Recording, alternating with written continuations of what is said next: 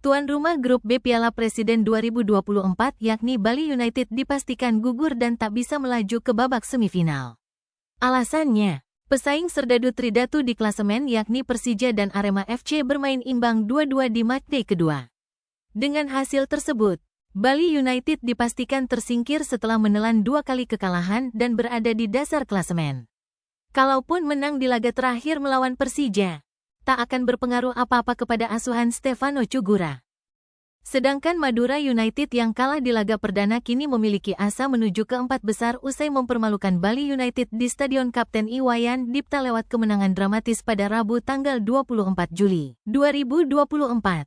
Untuk wakil grup B di babak semifinal ditentukan di laga pamungkas karena baik Persija, Arema FC, dan Madura United kini sama-sama berpeluang.